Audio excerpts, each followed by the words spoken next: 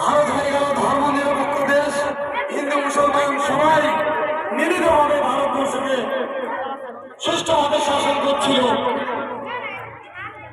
এখনো যদি আমরা ইতিহাস দেখি, ইতিহাসে আমরা প্রচুর মুসলিম শহীদদের নাম পাবো, আর অসংখ্য নাম যেগুলো পাওয়া যায় না, সেই নামগুলো চিরতরে হারিয়ে গেছে সেই মুসলিম শাসকদের। যাই হোক, এখনো প্রমাণ আছে ইন্ডিয়া গেটে ৯৫,০০০ শহীদের নাম আছে, তার মধ্যে ৬২,০০০ মুসলিমদের, এদের অধিকাংশই ছিল আলেম সম্প্রদায়ের। সুতরাং এই আলেম সম্প্রদায়ের হাত ধরে স্বাধীনতা অনেকটাই গিয়েছিল।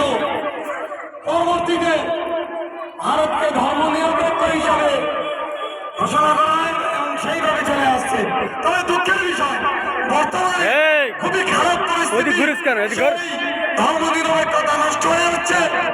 কিছু কাণ্ডজ্ঞানী কুচক্রী কিছু শাসকের জন্য আমরা আমাদের এই সমস্ত ছাত্রছাত্রীদের আমরা বলি, শিক্ষা আমাদের দুর্গন্ধ, আর শিক্ষাই পারবে ভারতবর্ষকে আবার পুনর্গৌরব ফিরিয়ে আনতে।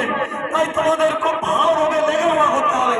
লেখাপড়া অত্যন্ত জরুরি, লেখাপড়া খুব প্রয়োজন আছে। তাই তোমরা ভবিষ্যতে আমাদের দেশের নেতা হবে, ডাক্তার হবে, ইঞ্জিনিয়ার হবে, ভালোভাবে লেখাপড়া করতে হবে।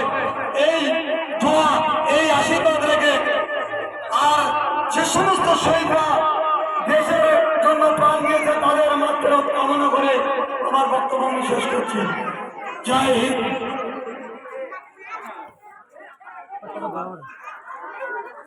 তোমার হাতে